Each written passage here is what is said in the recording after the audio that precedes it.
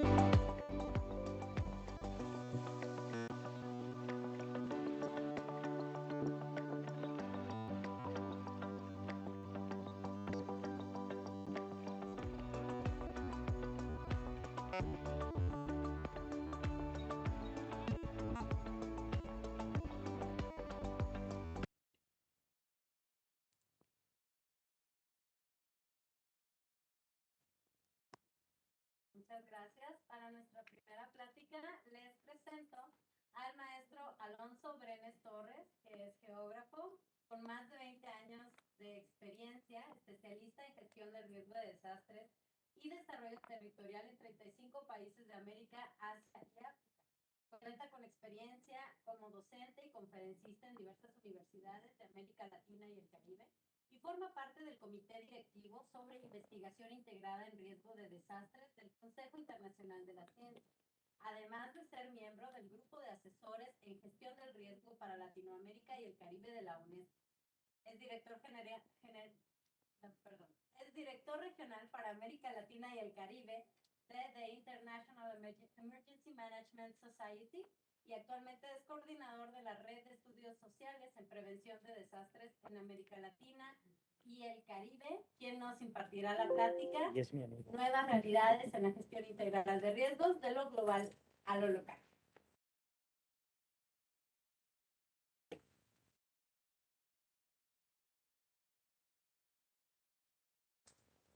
¿Sí? Bueno, muy buenas tardes a toda la audiencia. Muchas gracias por la invitación y bueno, es un gusto estar nuevamente acá en México discutiendo estos temas tan importantes, tan relevantes y tan líquidos. Verdaderamente todos los aprendizajes que tenemos derivados de la pandemia, de la ocurrencia de la pandemia, que sigue todavía, ¿verdad? Pese a que estemos un poco con ansias y casi que una especie de negación para decir que ya pasó, no. O sea, el COVID sigue siendo un elemento disruptivo dentro de la ruta de desarrollo y los intentos de reflotar parte de los esfuerzos de la Agenda 2030, eh, muy particularmente en Latinoamérica y el Caribe.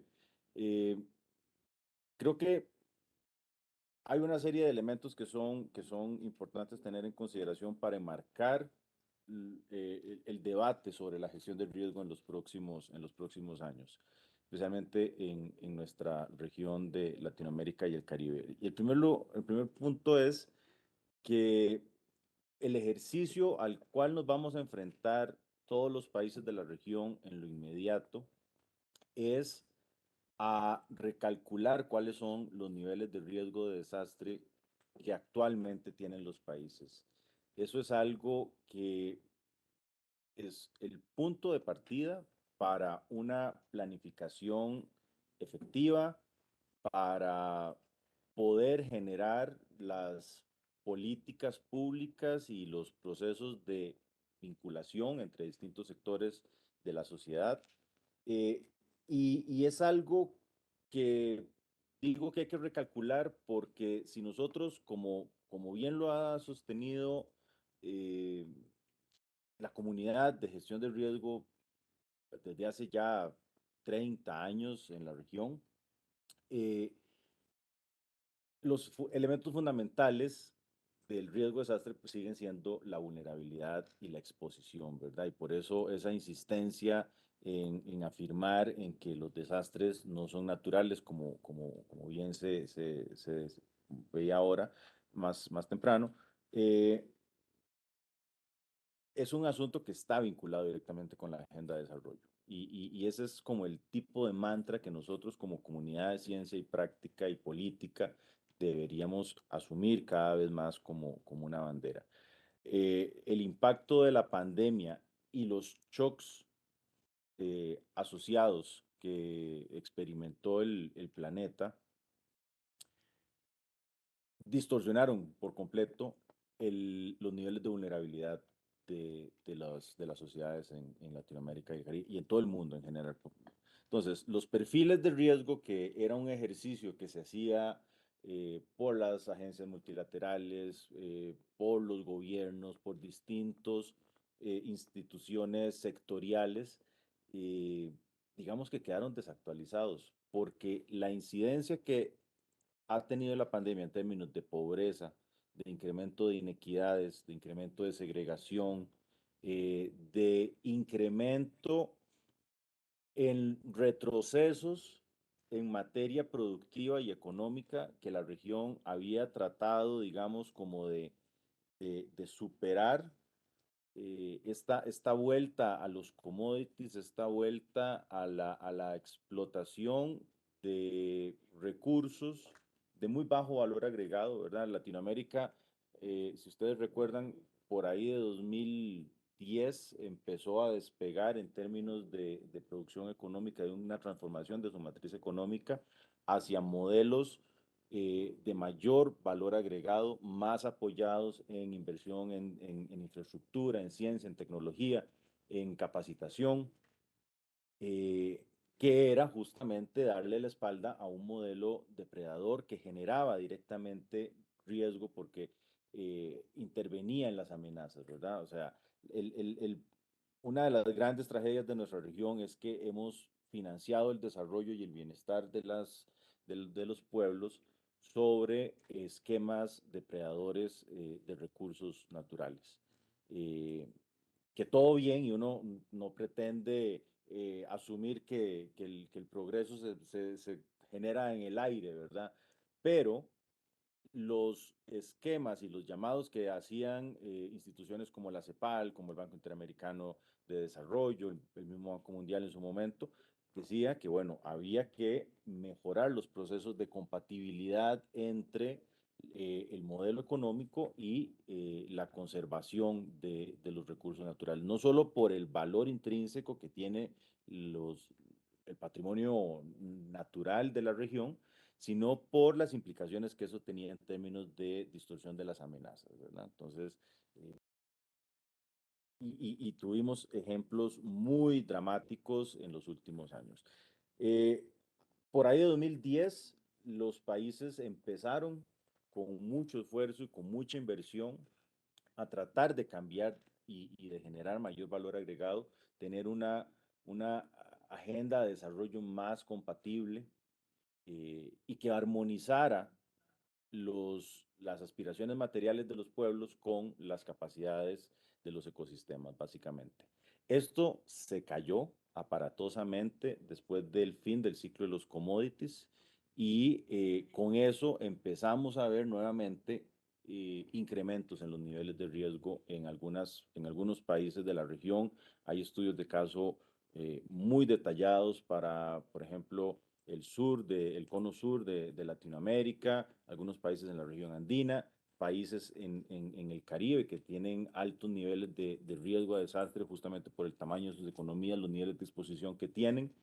Eh, y además porque no logramos, nuestro modelo de desarrollo no logra cerrar la brecha en términos de inequidad y pobreza.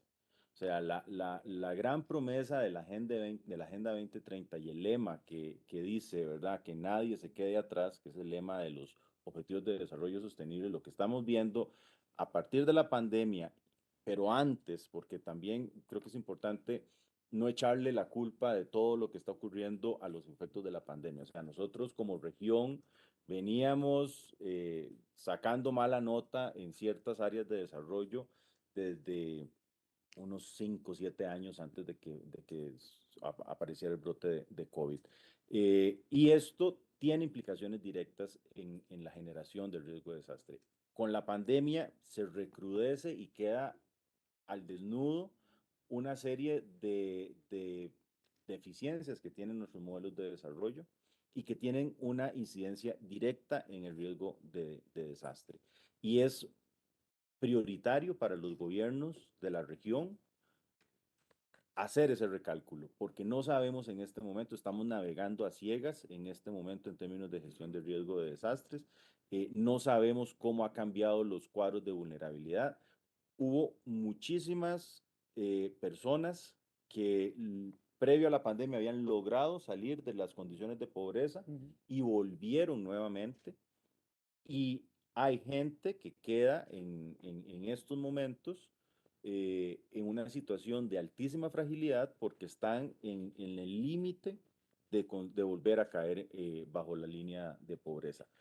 Línea de pobreza, además, que creo que también valdría la pena empezar a problematizar esta métrica de los $2 al día, ¿verdad? Creo que,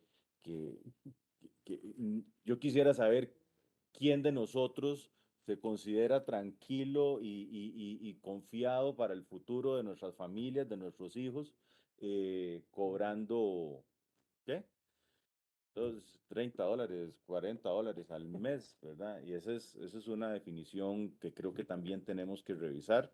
Creo que nuestro modelo de desarrollo tiene un daño estructural y es que genera inequidad y nuevamente cuando uno se fija en la cantidad de nuevos billonarios y mega ricos que surgieron después de la pandemia, uno dice que hay algo que necesita cirugía a profundidad y ya no un tratamiento cosmético. Entonces, en un primer punto, yo creo que es importante tener eso en mente. Creo que una tarea irrenunciable es definir los nuevos perfiles de riesgo que existen en los países y aceptar además que mucho del desarrollo que vamos a tener que replantear para los próximos años eh, se tiene que mover en condiciones altamente inciertas. Si hay algo que nos queda claro también de este shock global, es que el sistema de globalización que hemos construido tiene una bajísima redundancia, tiene pésima redundancia. Uno había comentado con unos colegas, ¿cómo es posible que un barco que se quede atascado en el canal de Suez te vuelque la economía de Europa, te la ponga patas arriba por casi un mes, ¿verdad? No es el tipo de globalización que creo que se requiere. Y por otra parte, eh, parece que estamos también como en una especie de negación porque los procesos, o sea, todo el encadenamiento productivo del cual dependen nuestros países, ¿verdad? Latinoamérica se inserta en las cadenas globales de valor básicamente como un generador y un proveedor de materias primas, ¿verdad? Y seguimos generando un bajísimo valor agregado a nuestra actividad y ahora, mucho de la inversión que se hizo en este periodo de 2015 hasta la pandemia, de 2010 hasta la pandemia, además está recibiendo el impacto de los desastres, ¿verdad? No estamos logrando, Latinoamérica hace mucho tiempo se graduó del reto de controlar la cantidad de personas que mueren y salen heridas en los desastres. El problema ahora es cómo proteger las inversiones de desarrollo. Estamos en un contexto fiscal súper complejo y creo que esta actitud de negación a la realidad nos va a hacer cada vez más daño. Así que como me quedan ya 3 minutos, ya me estoy adelantando al cartelito, estoy adelantando al cartelito. Quisiera dejar brevemente plantear 3 cosas. Este ejercicio del recálculo del riesgo es imperativo.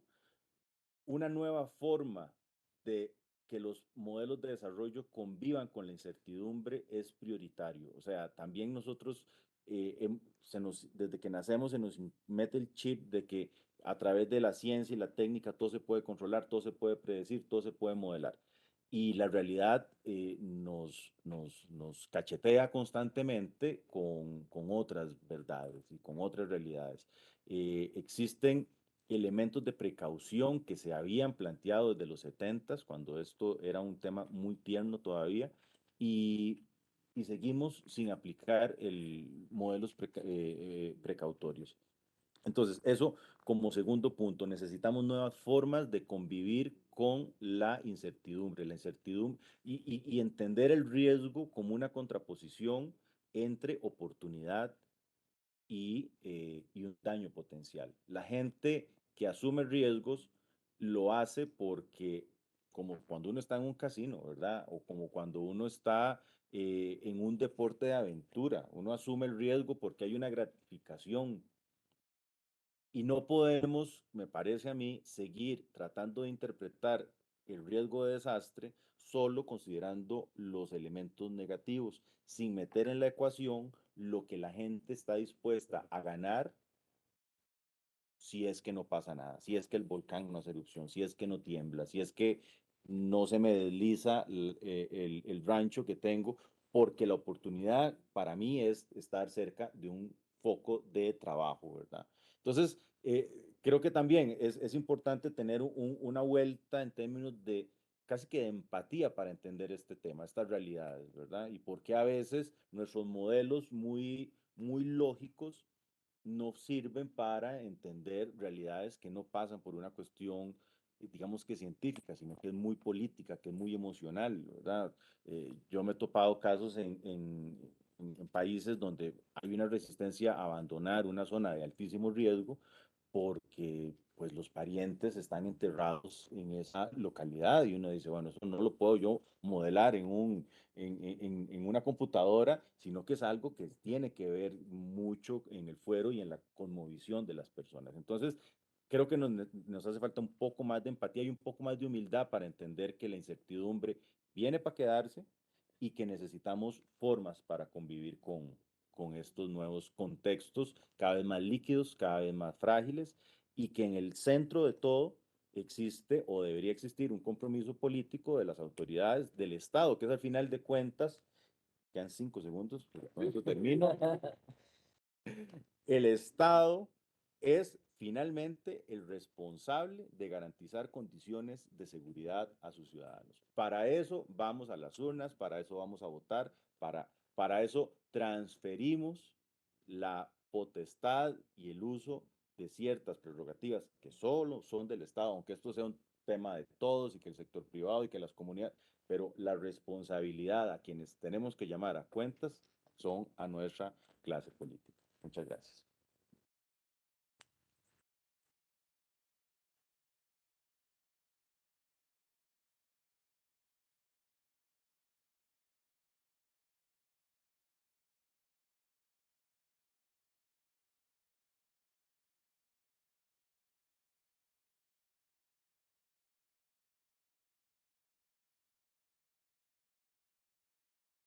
Agradecemos mucho al maestro Alonso Brenes por su participación.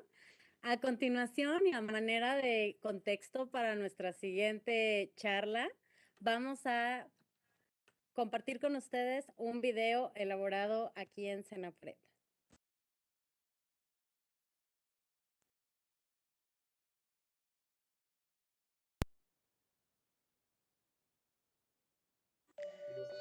Los desastres no son naturales, son producto de vulnerabilidades que se construyen diariamente.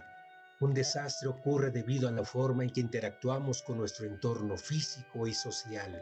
Los daños y pérdidas por desastres en México superan los 26.000 millones de pesos al año y afectan a 88.000 viviendas. Afectan la infraestructura estratégica, carreteras, sistemas de agua, red eléctrica, hospitales, escuelas. También afectan a los sectores productivos que generan empleos, comercios, actividades agropecuarias, turismo. Para tener un México más seguro, unamos esfuerzos, sumemos capacidades y compartamos herramientas para la prevención de riesgos. Evitar construir nuevos riesgos y disminuir los existentes es tarea de todos los días y de todos los sectores. Trabajemos por la construcción de un país más preventivo y resiliente ante el riesgo de desastres.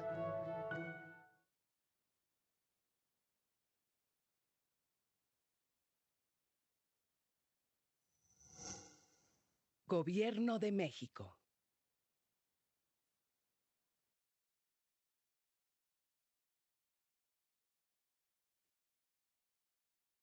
Ahora para nuestra siguiente plática me permito presentarles al ingeniero Enrique Guevara Ortiz. Él es ingeniero mecánico electricista por la UNAM, con estudios de especialización en México y el extranjero en protección civil, sistemas de alerta temprana y gestión integral de riesgos de desastres. Fue coordinador operativo de Servicio Sismológico Nacional y en el CENAPRED ocupó diferentes cargos desde su incorporación en 1989, donde actualmente es nuestro director general.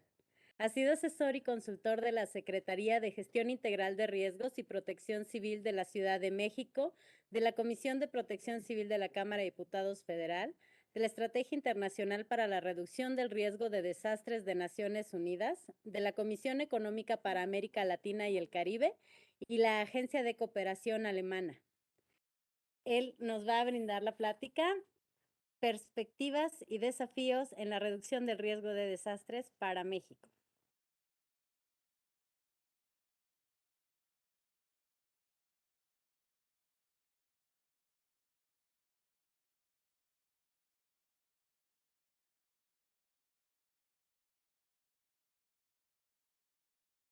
Sí, muy buenas tardes a todas y a todos. Un gusto estar el día de hoy con todos y todas ustedes, compartir aquí el foro con Alonso Brenes, con Rafael Marín.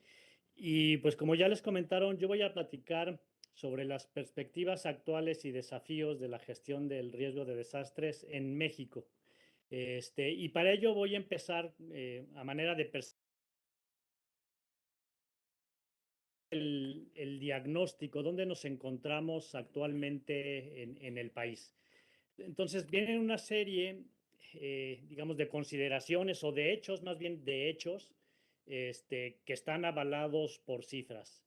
El primer hecho es que el número de desastres y su impacto se está incrementando año con año. Si bien las cifras de muertes por desastres en México han disminuido, particularmente asociadas a fenómenos hidrometeorológicos, ciclones tropicales, que es el principal objetivo de la protección civil. Lo que sí es cierto es que existe una tendencia creciente a que cada vez haya más daños y más pérdidas año con año. El CENAPRED hace una evaluación del impacto de los desastres desde hace ya casi más de 20 años y se puede observar en las estadísticas este incremento. Por dar algunas cifras, del año 2000 al año 2020, exclusivamente por fenómenos hidrometeorológicos, ocurrieron 3.044 defunciones, 1.576.000 viviendas se vieron afectadas, 29.207 escuelas y 2.421 hospitales. ¿No? Como se comentaba en el video, pues tiene impactos y tiene afectaciones en todos los sectores. No hay sector que no se vea afectado de alguna manera con los desastres. Y tan solo por el hecho de que están creciendo las ciudades, de que cada vez hay más población, se está incrementando el riesgo tan solo con ese hecho. Si a esto le sumamos factores como el desarrollo, desarrollos habitacionales en zonas de riesgo, asentamientos humanos en zonas inundables, todo eso va sumándose de tal manera que actualmente México se encuentra en el lugar número 11 a nivel Latinoamérica de país más poblado. Con la tasa de crecimiento actual, aunque ha disminuido, se espera que en el año 2030 llegue al lugar número 9. Es decir, se siguen incrementando los riesgos. Hay otro hecho importante, es que ya a lo largo de la historia se han creado, se han generado riesgos y en todo el territorio hay situaciones de fragilidad, situaciones de vulnerabilidad que están únicamente esperando a que se presente un fenómeno para que ese riesgo se materialice en un desastre. Ese es el contexto en el cual nosotros nos encontramos. A esto, evidentemente, hay que sumarle los escenarios de cambio climático. El cambio climático es uno de los problemas más grandes que enfrenta la humanidad. Todos sabemos que la emisión de gases de efecto invernadero han generado anomalías climáticas que se traducen en un aumento de la temperatura de los océanos y la superficie terrestre, en un aumento en el nivel del mar y así como su acidificación, disminución de glaciares, variaciones en los patrones de precipitación y humedad, incremento en la intensidad de huracanes y también, así como hay un incremento en la cantidad de agua, también hay zonas en donde hay ausencia de agua presentándose olas de calor muy intensas, sequías intensas y prolongadas, y también esto conlleva una mayor propensión a incendios forestales. Entonces, cuando vemos esto, los panoramas y las perspectivas a futuro no son, digamos, de lo mejor, y esto nos hace reflexionar y ver que debemos cambiar la forma en cómo estamos nosotros atendiendo el riesgo de desastre. Se ha avanzado, también hay que ser justos y mencionar que ha habido avances. México ha tenido muy buenos avances en cuanto a la preparación, la atención de emergencias, instrumentos financieros, los atlas de riesgos, pero evidentemente las cifras nos están diciendo que debemos de redoblar estos esfuerzos. Y va muy de la mano con los que nos platicaba Alonso. Los desastres están aumentando en parte por el cambio climático, el crecimiento de las ciudades, pero también de las acciones y de los modelos de desarrollo que se están presentando. De esta manera, las acciones humanas están contribuyendo a un aumento en los desastres. Ya se mencionó también, pero debemos de recalcarlo, los desastres afectan el bienestar de las personas, retrasan el desarrollo, afectan los derechos humanos, y sabemos también que los más vulnerables son los que más se ven afectados, los que menos tienen son los que más se ven afectados. Viendo un poco, analizando las causas, lo que ha pasado en México y en varios, bueno, sucede en todas partes del mundo, ¿cuáles son los factores causales, las causas de fondo que generan riesgo, que generan, una vez que se materializan, desastres? Pues tiene que ver con el resultado de la incapacidad de nosotros como sociedad de ajustarnos y adaptarnos de una manera adecuada a nuestro entorno, propiciando altas vulnerabilidades frente a estos fenómenos antropogénicos. En alguna ocasión escuché a un político decir, antes de que impactara el huracán, recorrí las comunidades y ya eran damnificados antes de que impactara el huracán. Creo que esta frase refleja mucho y dónde están las causas de fondo y hacia dónde debemos enfocarnos. Debemos sí seguir atendiendo emergencias porque va a seguir habiendo, hay muchos riesgos ya creados, pero a esto hay que sumarle acciones prospectivas para no generar nuevos riesgos y para reducir los existentes. Y hay algo que tiene mucho que ver en esta generación de riesgos, que es en la forma en cómo nosotros hemos ido ocupando el territorio. Entonces, los desastres tienen efectos económicos, sociales, ambientales, comprometen la seguridad humana, limitan los derechos humanos, como ya. Todo esto, digamos, es un diagnóstico, pero también nos está dando pauta para que nosotros tengamos claro qué es lo que debemos de hacer, qué es lo que nos falta hacer. Ya tan solo no basta con enojarse cada vez que alguien dice desastre natural. Hay que entender esos factores subyacentes, como dice Naciones Unidas, los impulsores del riesgo, y enfocarnos en esos factores de riesgo, ¿no? Sí es muy importante la concepción de que los desastres no son naturales, ¿no? Pero no basta solo con enojarse y criticar cuando alguien dice desastre natural, sino ya tomar acciones en ese sentido. Voy a poner aquí, ahorita se habló de este reporte regional y también en mayo pasado se llevó a cabo en Bali, en Indonesia, la plataforma global para la reducción del riesgo de desastres, y previamente se publicó este informe de la evaluación global de cómo vamos a nivel mundial. Y voy a poner aquí 3 conclusiones que son aplicables también aquí en México. A pesar del progreso, la creación de riesgos está superando la reducción de riesgos.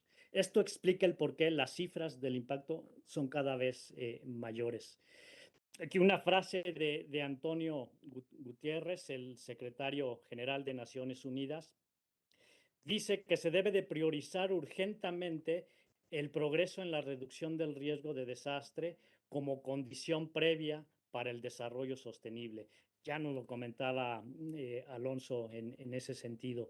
Y aquí una frase pongo de Mami Mitsutori, que es la representante especial del secretario general de Naciones Unidas para la reducción del riesgo de desastres, que dice que al no invertir deliberadamente en políticas y estrategias para reducir el impacto de los desastres, el mundo está financiando efectivamente su propia destrucción.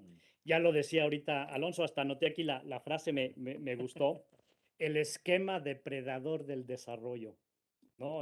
Debemos de revertir esas prácticas y esas formas que nos han llevado a la situación en la que nos encontramos actualmente. Y bien, llegamos aquí a los desafíos. Evidentemente, en 5 minutos no puede uno entrar en muchos detalles porque me quedan 5 minutos.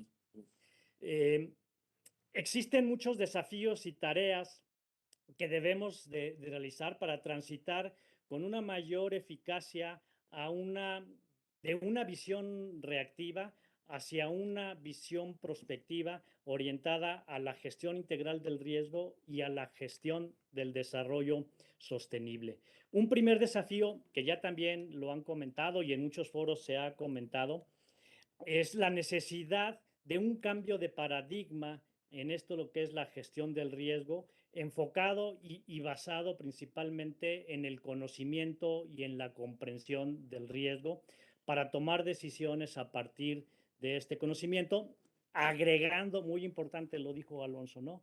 La parte humana, la parte social, la parte de los beneficios que trae consigo el desarrollo y sobre todo la visión de las comunidades, ya cuando estamos hablando a nivel local, a nivel territorial. Entender también que existen factores y causas de fondo que me generan estos riesgos y cómo se van concatenando. Rafa Marín nos va a hablar justamente de este enfoque de riesgos sistémicos o riesgos complejos.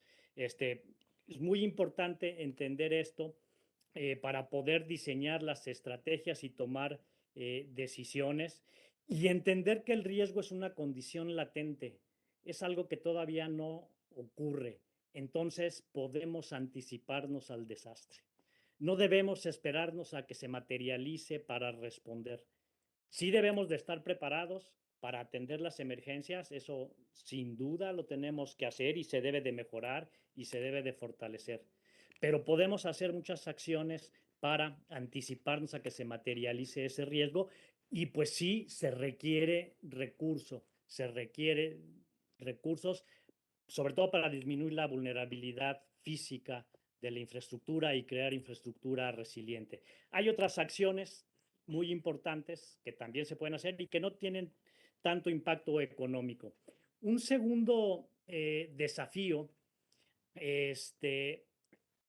es el impulsar lo que se llama una verdadera gobernanza del riesgo. Hay una frase que se está utilizando, que está en el GAR 2022, que en inglés dice ¿dónde estaba? Work across silos. Si la traducimos en español, más o menos podría traducirse como trabajar en todos los ámbitos.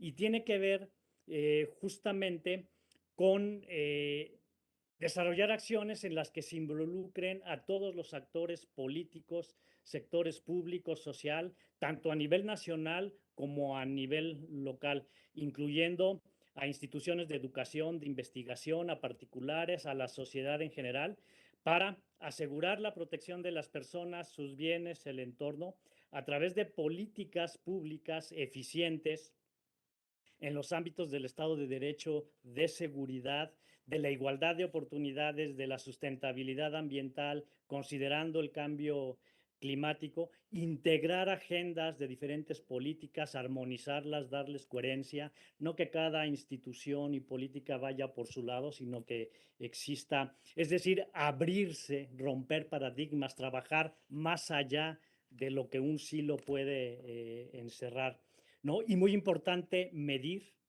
estos avances a través de indicadores. Al final, en los 2 minutos que me quedan, lo voy a tratar de decir. Es importante también aterrizar toda esta marco conceptual en acciones concretas a nivel territorial, a nivel comunitario. Las grandes estadísticas de los desastres se enfocan en los grandes desastres, pero a nivel local ocurren día a día pequeñas emergencias, pequeños desastres para ellos, que si lo sumamos a las estadísticas globales, las cifras se incrementarían y esto va limitando justamente ese desarrollo humano y esa seguridad humana.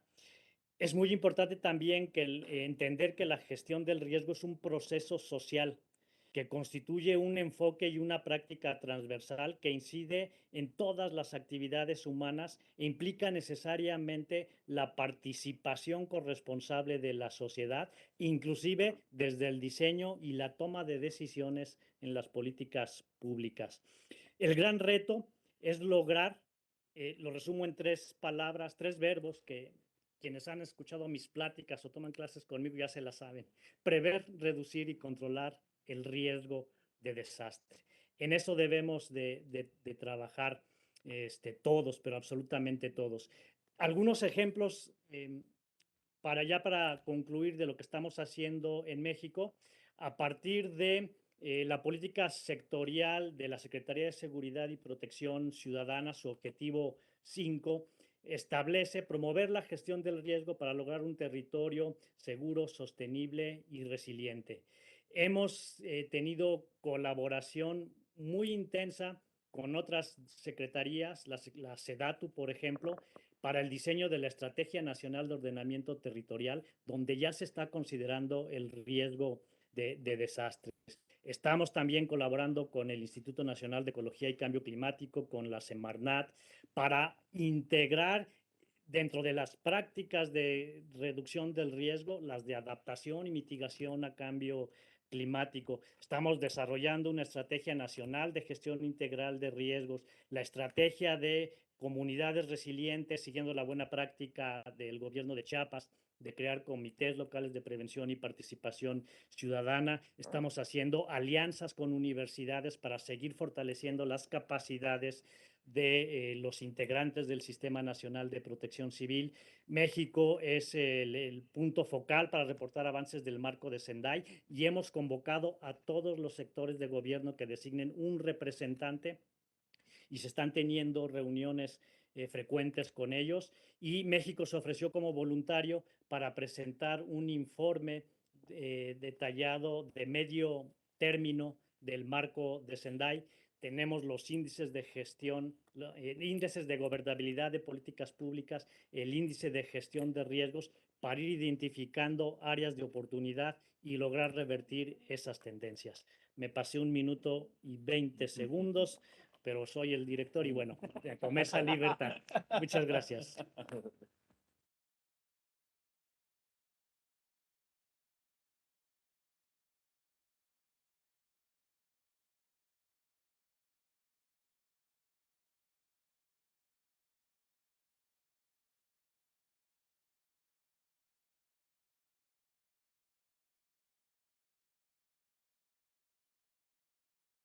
Muchas gracias, ingeniero Guevara, por esa muy bonita presentación. A continuación, les quiero presentar al maestro Rafael Marín Cambranis. Él es sociólogo de la Universidad Nacional Autónoma de México. Trabajó como investigador durante 11 años en la Subdirección de Estudios Económicos y Sociales del CENAPRED, donde su principal línea de investigación de la incorporación de la perspectiva social en el estudio de riesgo y los desastres. Ha participado en misiones de evaluación realizadas por la Comisión Económica para América Latina y el Caribe de las Naciones Unidas para diferentes desastres.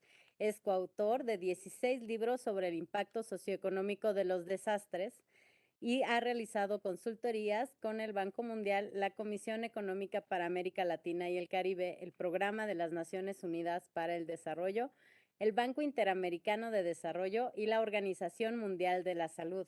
Actualmente se desempeña en la Dirección General de Análisis de Riesgos de la Secretaría de Gestión Integral de Riesgos y Protección Civil del Gobierno de la Ciudad de México, quien nos va a hablar de los impactos en cascada y los riesgos sistémicos. Muchas gracias.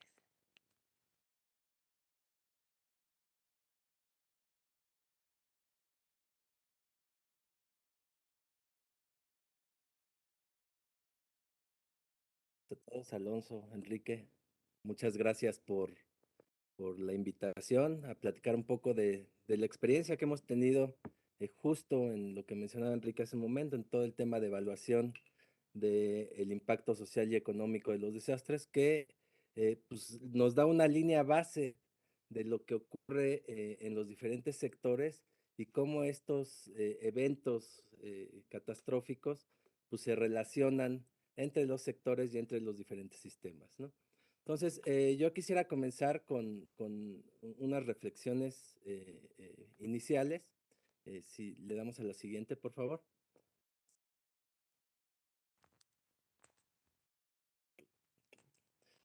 Mencionar, pues básicamente que cada uno de los que estamos aquí y prácticamente todas las personas formamos parte de diferentes sistemas, ¿no? Es muy importante que nosotros conozcamos estos sistemas porque todos vivimos en relación constante unos con otros, ¿no?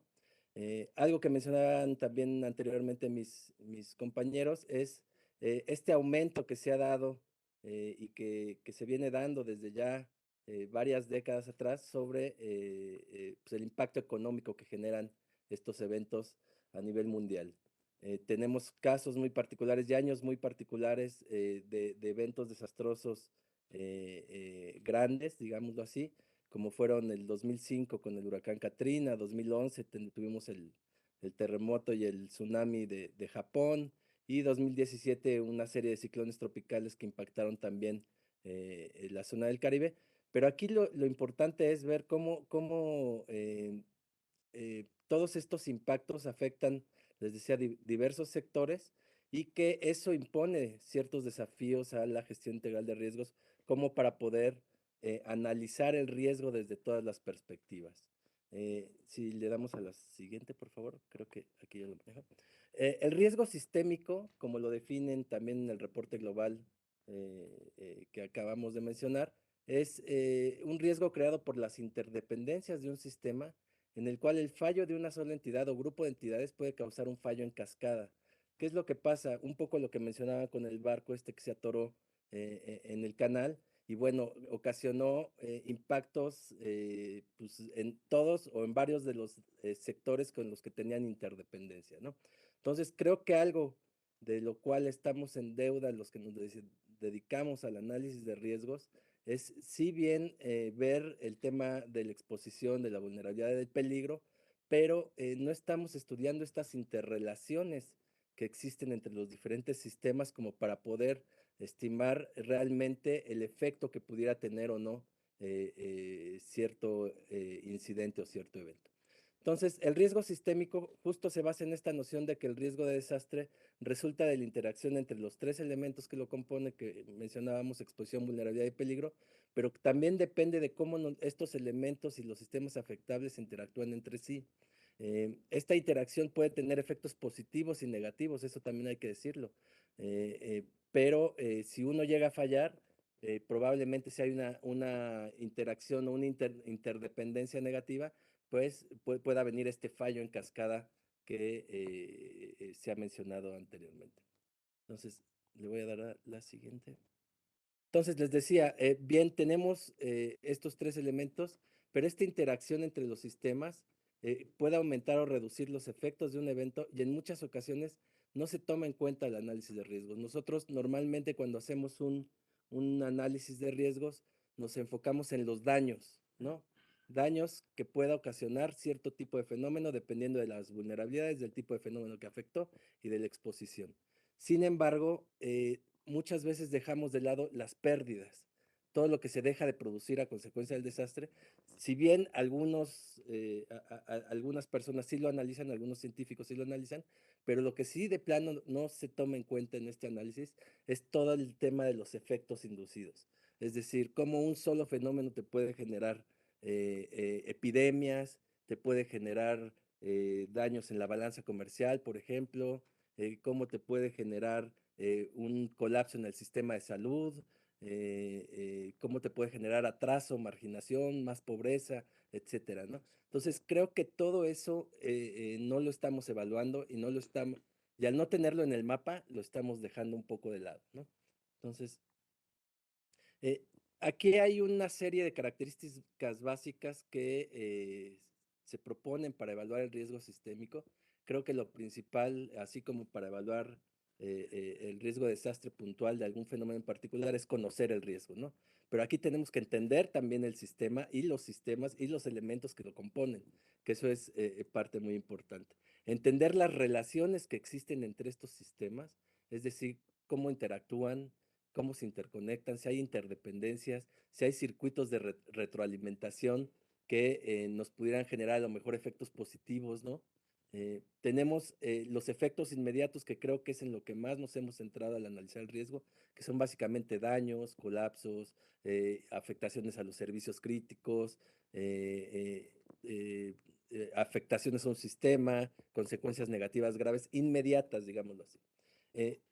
El tema de la escala también es muy importante que debemos tomar, desde lo local hasta lo global, pasando por lo nacional y lo regional. ¿Por qué? Porque hay acciones o efectos globales que afectan en lo local, pero también hay acciones o impactos locales que pueden llegar a afectar en lo global, ¿no? Entonces, eso es algo, una relación muy importante que tenemos que analizar cuando hacemos un análisis, digamos, holístico del riesgo, citando un poco a Omar Darío, ¿no? Que habla mucho de ello, ¿no? Y bueno, esta parte que es en la que creo que tenemos un mayor atraso en términos de evaluar el riesgo, pues es toda la parte de los efectos inducidos. Es decir, no estamos evaluando estos efectos en cascada, no estamos analizando esta causalidad compleja que existe entre los diferentes sistemas, no estamos evaluando si pudiese haber un contagio negativo entre estos sistemas, estos impactos indirectos, efectos secundarios, efectos no lineales o efectos más amplios que no estamos tomando en cuenta, simplemente porque cuando, yo recuerdo muy bien cuando hacíamos las evaluaciones del impacto social y económico de los desastres que se siguen haciendo en el CENAPRED, nos marcábamos un límite de vamos a esperar a que termine la atención de la emergencia para entrar y hacer esta evaluación. ¿Qué es lo que pasa? Pues a veces la atención a la emergencia no termina, ¿no? O se tarda meses, o se tarda años, incluso más adelante les voy a presentar el caso de Haití, por ejemplo, en 2010, que sigue teniendo hoy en día temas de atención de la emergencia que no se han visto atendidos todavía, ¿no? Entonces, es muy importante que cuando hacemos este análisis de riesgo, pensemos en prospectiva, ¿no? Es decir, ¿qué es lo peor que puede pasar si ocurre cierto fenómeno con ciertas características que ya tengo en mi territorio, que me hacen más o menos vulnerable, y cómo puedo proyectar eso a todos los sistemas? Y es justo ahí cuando hablamos de transversalización. Se habla mucho de la transversalización, de ir con los diferentes sectores que tomen en cuenta el tema de la gestión integral de riesgos, pero lo que más nos interesa es conocer estas interrelaciones, estas interdependencias que existen entre estos diferentes sectores, como para poder estimar y hacer prospectivas sobre ello, ¿no? Eh, Traigo también un poco más adelante un par de láminas de ejemplos muy puntuales de lo que ocasionó en México, un evento que a lo mejor para muchos no representaría algún efecto negativo. Les voy a poner, les voy a adelantar uno de ellos. En 2012 el huracán Isidoro impactó la península de Yucatán, dejó daños importantes, y yo recuerdo uno de los que me sorprendió en aquel momento fue que los fuertes vientos ocasionaron afectaciones en la floración, en las flores. El estado de Yucatán es el mayor productor de miel en México, y entonces las abejas empezaron a migrar. Y entonces hubo una serie de acciones que tuvo que tomar el gobierno, como comprar azúcar al por mayor, ¿no? Entonces desestabilizaron el mercado del azúcar, y los productores al final no pudieron cumplir con contratos que tenían ya preestablecidos con empresas extranjeras, los multaron, eso generó más pobreza en un sector productivo que de por sí ya tenía pues unos índices de pobreza importantes. Entonces, eso no lo tomamos en cuenta muchas veces cuando hacemos el análisis del riesgo, ¿no? Les decía, traigo aquí el caso de Haití, muy importante. Antes del impacto, importante decirlo, había una economía débil, había altos niveles de pobreza, había sistemas precarios, prácticamente todos sus sistemas eran precarios, educativo, ambiental, salud, económico. Estos son los principales, pero si lo hubiéramos, digamos, mapeado a detalle todo este proceso, la verdad es que tendríamos una condición anterior de muy, muy alta vulnerabilidad, ¿no? Y eso, al momento de que ocurre el desastre, bueno, pues se activan, digamos, estos impulsores del riesgo. Está el sismo, ¿no? Que ocurrió, hay una alta vulnerabilidad, una alta exposición, era una zona de conflicto ya de por sí, había ya inseguridad alimentaria, un desarrollo urbano poco planificado, no había reglamentos de construcciones, no los hay todavía. Las construcciones básicamente se hacían con adobe, la mayoría de ellas, o con cemento de mala calidad, sin reforzamiento en las estructuras, etcétera, etcétera. Y bueno, eso nos dio como resultado, pues 159,000 personas fallecidas, 3 millones de personas afectadas, daños por casi 8,000 millones de dólares, colapso o interrupción de los sistemas de servicios esenciales. Esos, digamos, que fueron los efectos inmediatos que, si hubiéramos hecho un análisis de riesgo, hasta ahí hubiéramos llegado, ¿no? En las condiciones que lo hacemos actualmente, ¿no? Eh, y luego tenemos todos estos efectos inducidos que, si los sumas, pues en realidad son mucho mayores de lo que ocurrió con los efectos inmediatos, ¿no? Tuvimos un colapso económico, 120% de su Producto Interno Bruto se perdió con ese evento, es decir, toda la riqueza que generaron en un año la perdieron y quedaron debiendo todavía el 20%.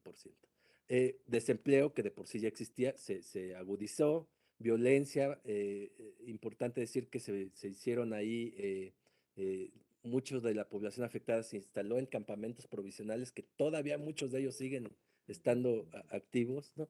Entonces, eso provocó pues otra serie de problemas, como violencia infantil, como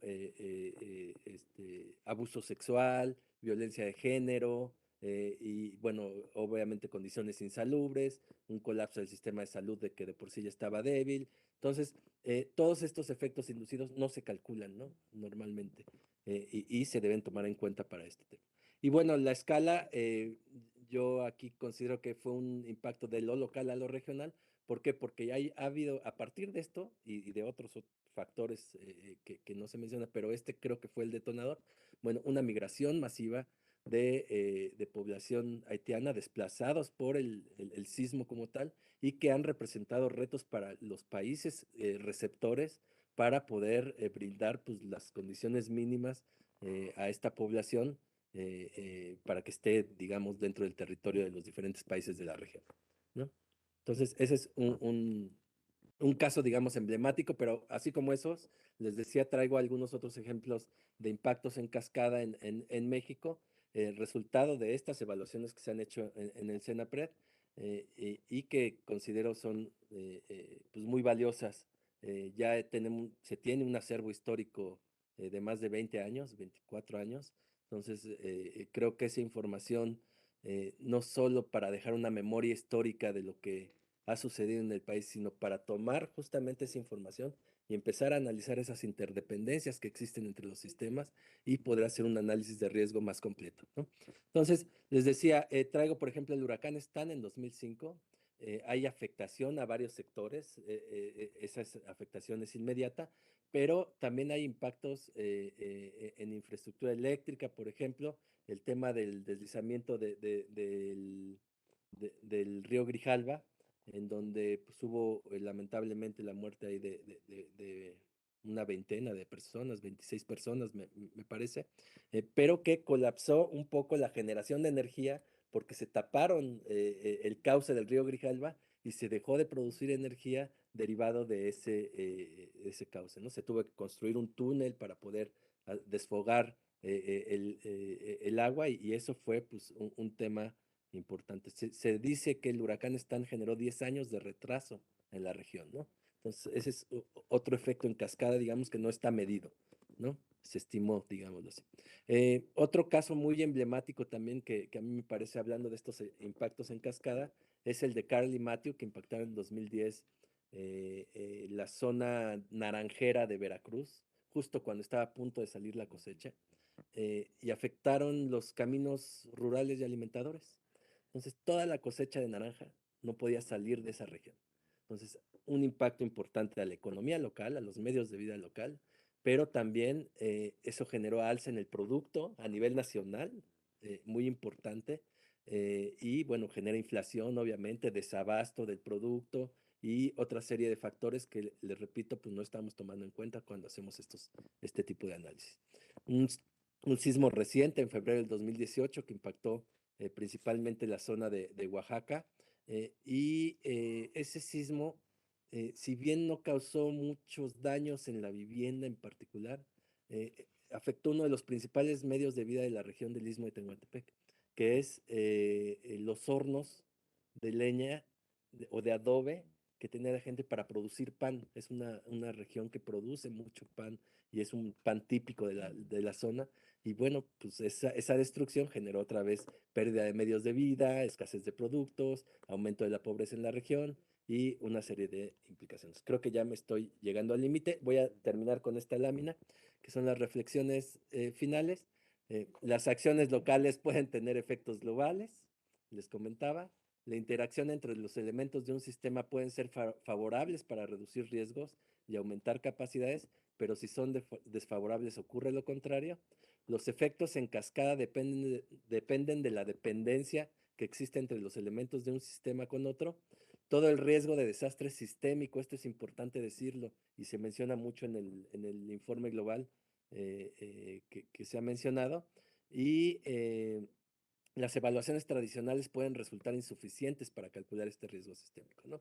Cuando hablamos de transversalidad, debemos poner énfasis en las relaciones existentes en los diferentes sistemas y sectores. Y bueno, evaluar el impacto de los desastres nos permite hacer análisis posteriores y contar con una memoria histórica, pero lo que les decía, ¿no? También debe de utilizarse para analizar esta interdependencia entre los sectores y así evaluar el riesgo sistémico como tal. Hasta ahí dejaría yo mi intervención. Gracias.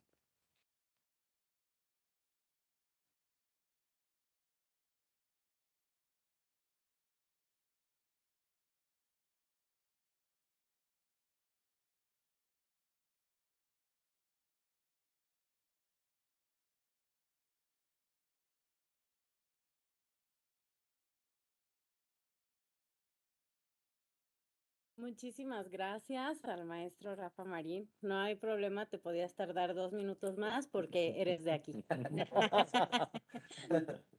Muchas gracias. Pues bueno, ahora para entrar a la siguiente parte de esta dinámica, les voy a hacer algunas preguntas que nos enviaron del público. Para el ingeniero Guevara, preguntan del público si nos podrían indicar dónde se pueden consultar las estadísticas. Sí, en la página del Senapred, donde está la sección de publicaciones, viene ahí clasificado por diferentes series, y hay una serie que es evaluación del impacto económico y social de los desastres. La primer publicación de esa serie habla del impacto económico que hubo de 1980 hasta el año 2000, 1999. Rafa fue uno de los autores. Y a partir del año 2000, año con año, se hace una evaluación de los principales desastres y están públicos ahí en la página del Senapred. Ahí las pueden consultar. Nada más, también complementando lo que comenta Enrique, en la página del Atlas Nacional de Riesgos se puede descargar la base de datos completa de todos los eventos que se han evaluado, y creo que esta información es muy importante para que podamos hacer análisis espacial. Correcto. Muchas gracias. También del público nos preguntan para el maestro Marín si la cifra de 159 personas murieron en Haití. Fueron 159,000. Ahí tuve un error de dedo, pero 159,000, de acuerdo con los datos de Munich Re, que es una reaseguradora alemana. Muchísimas gracias. También, de hecho, preguntan cuál es la importancia del modelado en la identificación del riesgo escalonado o en cascada. Si es que se realiza, ¿qué institución lo hace? Bueno, en realidad no hay les decía, uno de los grandes pendientes que tenemos es evaluar estos efectos en cascada, ¿no? Rápidamente les platico una de las emergencias que nos tocó atender, de los eventos que nos tocó atender, fue una barrancada en Veracruz en 2004, una lluvia muy intensa, los escurrimientos bajaron a gran velocidad, arrastrando material que había, y resulta que en una parte de la ciudad de Nogales, me parece, en Veracruz, en una parte donde cruzaba el río, digámoslo así, con todo este material, había un ducto de Pemex, ¿no? Ese ducto de Pemex, con todo el material que venía arrastrando, explotó, causó más afectaciones la explosión, digamos, que la barrancada en sí, y bueno, pues eso no se tenía evaluado, ¿no? Por ejemplo, ¿no? No se tenía ni siquiera analizado. ¿Por qué? Porque esta comunicación entre sistemas, digamos, el tema de Pemex, por ejemplo, con el tema de Conagua, pues no había una interrelación en qué infraestructura pasaba por dónde, y no teníamos esa información. Yo actualmente les puedo comentar desde el gobierno de la Ciudad de México, y creo que también se está haciendo a nivel federal, nosotros tenemos un comité de instalaciones subterráneas en el cual mapeamos toda esa información que hay debajo del subsuelo y tratamos de tomarla en cuenta en los análisis de riesgos que se hacen aquí en la Ciudad de México, ¿no? Claro que sí, muchísimas gracias, maestro Marín, por este comentario. No sé si esto también se vincule, por ejemplo, esta forma de medir ahora los riesgos en cascada puede formar parte también de lo que comenta el maestro Brenes. O sea, hay que cambiar cómo medimos el riesgo y cómo medimos lo que perdemos y cómo medimos estas variables que podrían ver el riesgo como una oportunidad de esta manera. Entonces, quizá la manera en la que hemos estado midiendo, pues con el avance de todo lo que conocemos, va quedándose un poco corto, ¿no? Sí, sí. Si me permite, ahí es un campo que está en pañales en muchos aspectos, porque, o sea, la forma en que la globalización nos ha tallado estas interdependencias se analizaban tal vez a un nivel muy básico desde la teoría, pero creo que la realidad ahí nos está ganando terreno respecto a la forma de abordar esto. Por ejemplo, en 2018 se hizo un intento muy imperfecto, porque lo hicimos humanos, ¿verdad? Pero era un glosario, fue un intento de glosario en el marco del proceso de incorporación del riesgo sistémico al análisis desde la UNDRR, nos reunimos una serie de profesionales que trabajamos, vean, había desde epidemiólogos hasta expertos en energía atómica, todos los ámbitos en donde algo podía salir mal y que podía tener afectaciones. Y el desafío primero ahí que tuvimos fue ponernos de acuerdo de cómo es que entendíamos efectivamente el riesgo desde los hilos que mencionaba Enrique, ¿verdad? Y fue un ejercicio muy interesante, no por los resultados, el informe está, el glosario está, y luego les puedo pasar la liga para que lo consulten si desean, pero más que el resultado del informe y este intento de glosario, lo fundamental de ese ejercicio fue sentarnos gente de distintas partes del mundo, de distintos ámbitos de trabajo, y, y enseñarnos cómo es que estamos entendiendo el riesgo de formas completamente distintas. O sea, eso era un babel conceptual y metodológico. Entonces, es un gran desafío y ojalá gente en las universidades le entren a esto y se abra una beta de investigación. Es un momento estratégico para empezar a sentarnos, a reconocernos entre actores de áreas que creemos que estamos separados, pero que la realidad nos empuja a trabajar en conjunto. Claro que sí. No, definitivamente creo que existe mucho por hacer.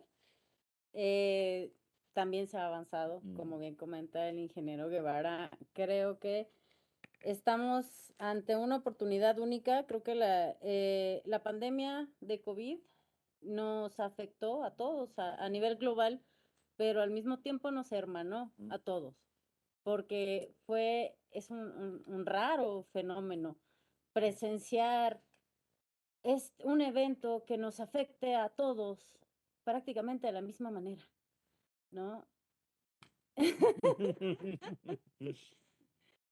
Excepto el ingeniero Guevara, que no se enferma. Nunca. Pero, pues bueno, les agradecemos muchísimo haber estado en esta parte de la conversación. Las preguntas que quedaron pendientes, así como las ligas a la información que nos comenta el maestro Brenes, vamos a subir la información cuando compartamos este video, ¿vale? Para dar paso a nuestro siguiente evento del día. Vamos a presentarles una publicación. Entonces, por favor, le pedimos al ingeniero Guevara que haga los honores. Sí, pues muchas gracias. Para mí realmente es un gusto, un honor y me da mucha emoción anunciar el día de hoy una nueva serie de publicaciones que va a sacar el CENAPRED sobre gestión integral del riesgo de desastres. Esta es la portada de este primer documento, en donde también participó como autor el maestro Rafael Marín Cambranis, el maestro Tomás Sánchez y un servidor. Es así que el CENAPRED pone a disposición del público interesado, de autoridades, este título de acciones del Gobierno de México en la gestión del riesgo de desastres. Tiene como finalidad dar a conocer el alcance de las políticas públicas que se están implementando, de las estrategias, de los programas que se están realizando en la Administración Pública Federal y cómo estamos buscando sumar esfuerzos de los gobiernos estatales y de los gobiernos municipales para avanzar en la gestión del riesgo y fortalecer y cumplir con los objetivos del Sistema Nacional de Protección Civil, del cual todos formamos parte. También cabe recordar que la legislación vigente en materia de protección civil en México reconoce como un tema prioritario la incorporación de la gestión integral del riesgo en la planeación y programación del desarrollo local. Ya lo comentaba yo que en la Estrategia Nacional de Ordenamiento Territorial, así como en la agenda de riesgos que se está llevando a cabo vinculada al cambio climático específicamente, en la Política Nacional de Vivienda, ya se está dando justamente esta interacción entre diferentes dependencias del gobierno federal para lograr hacer esta integración, esta coherencia y verlo desde un punto de vista de un riesgo sistémico en donde diferentes partes deben de estar vinculadas.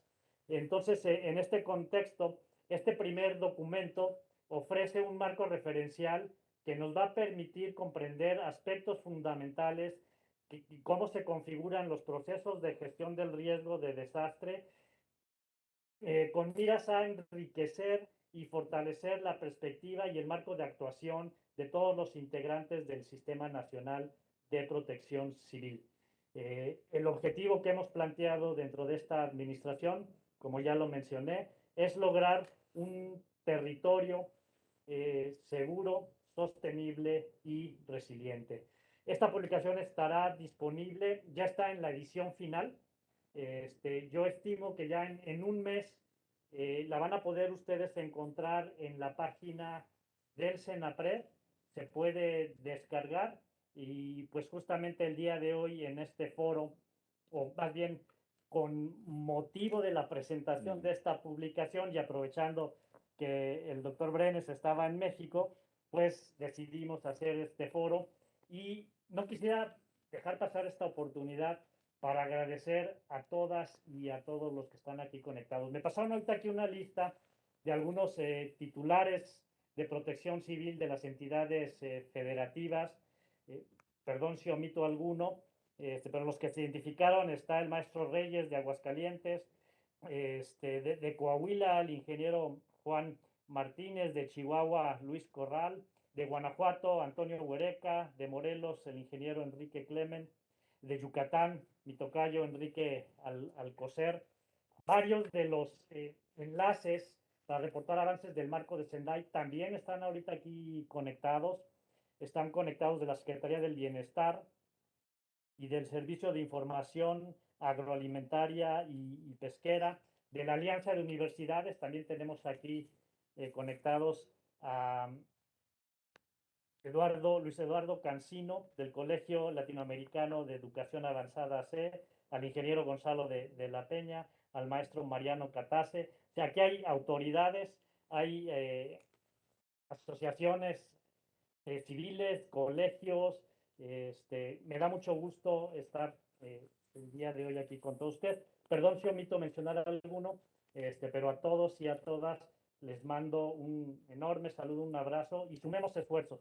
Y hoy que es el Día Internacional de la Juventud, también incorporemos a los jóvenes, no solamente como sujetos de apoyos y de vulnerabilidades diferenciadas, sino como actores realmente activos en los procesos de gestión del riesgo. Se lo aprendí a María Fernanda, se lo aprendí a Constanza el día de hoy en un foro que hubo en la mañana. Así que es tarea de todas y todos. Muchas gracias. Muchísimas gracias por esa participación y enhorabuena por esta publicación. Seguro la van a encontrar muy útil, muy interesante. Y bueno, antes de despedirnos, me gustaría mucho si el maestro Alonso Brenes nos quiere compartir una reflexión, un mensaje final. Sí, bueno, agarrándome de lo que plantea Enrique respecto a la juventud, yo creo que mucho del reto que tenemos hacia adelante como especie casi, depende de mejorar y de ser muy testarudos en exigir mejores condiciones de educación. Yo recuerdo cuando yo estaba en la primaria allá en Costa Rica, los libros de texto todavía presentaban dentro de los recursos renovables, no, agotables y no agotables, ponían el agua. Yo no sé si aquí en México era así, pero el agua antes era considerado como un bien inagotable. Y, y además el chip que había en términos de el impacto que tenía el plástico como un elemento que duraba siglos en degradarse. Cuando a la generación mía, que estábamos en primaria en los 80, les tiraron ese mensaje y se hizo esa reforma educativa, Vean, yo estoy ahora en una tarea de identificar quién era el ministro o la ministra de Educación del país en esa época, porque yo creo que esa persona merece una placa, de verdad, porque el cambio que se detonó a partir de eso y las generaciones que vinieron después, diciendo, el agua hay que cuidarla, el agua y la política ambiental se transformó significativamente en los 80 a partir de una acción súper específica, casi que quirúrgica. Eso para mí es un ejemplo muy claro del impacto, de la potencia que tiene la educación como como ente transformador de la sociedad. Creo que el desafío que tenemos como sociedad en estos momentos de entender, de comprender mejor el riesgo, empieza ahí, desde una forma más crítica y lamentablemente, a uno para tristeza, ve que en la región se está desmantelando el sistema educativo. En Latinoamérica y el Caribe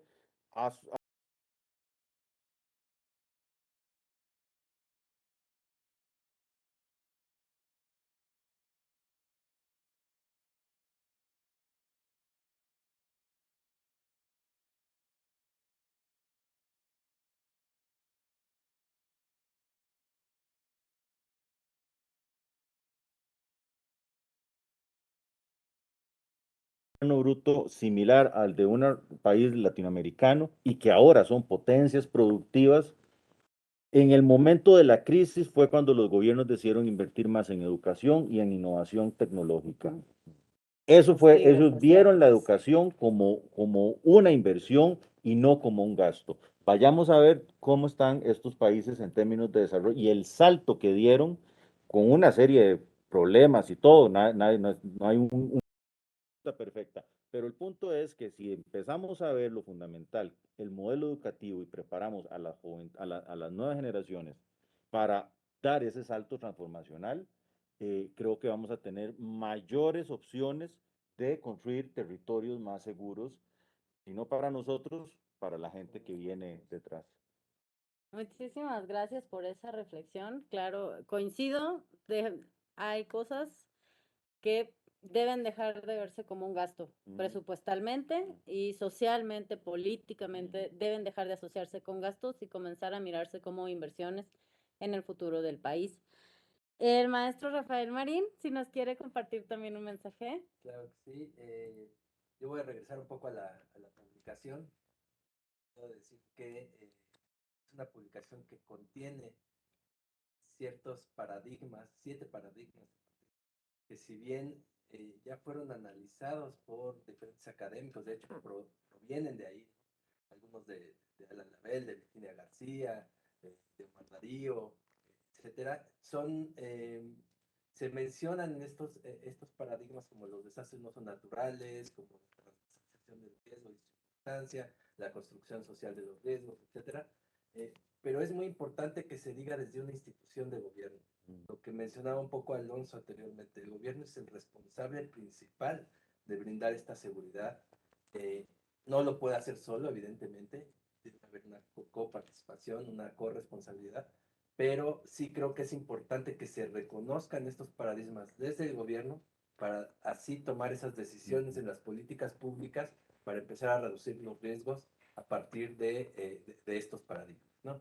Entonces creo que eso es uno de los valores que tiene este libro como tal. Es un esfuerzo que viene desde hace ya varios años con Enrique, en el cual pues nos planteamos justo esto, ¿no? Vamos a reconocer lo que ya se ha dicho y que muchos de nosotros conocemos, pero vamos a reconocerlo estando en el gobierno, desde el gobierno para poder aplicar y bajar un poco la teoría a la práctica, ¿no? Al operativo, al día a día de los que estamos atendiendo emergencias o haciendo análisis de riesgo o haciendo atrás de riesgo o haciendo política pública para la reducción de riesgo, ¿no? Entonces básicamente esa es mi reflexión, léanlo. Creo que es importante que todos hablemos este mismo lenguaje y que reconozcamos estos paradigmas que se plantean en la publicación. Muchísimas gracias, maestro. Sin duda es relevante que si como como dependencias tenemos estas atribuciones que nos permiten investigar, comunicarnos con la población y sin embargo se ha dejado mucho de lado la producción científica de las autoridades que tienen atribuciones para ello y creo que este va a ser el inicio de una gran serie de documentos que sí están dirigidos también a un ámbito social, pero que también en el ámbito gubernamental a veces nos falta mucho, un poco de teoría para problemas tan amplios, tan complejos como el que tratamos aquí. Entonces, ingeniero, ¿algún mensaje final? Sí, pues ya nada más para el cierre, mencionar, creo que tenemos identificado hacia dónde queremos llegar.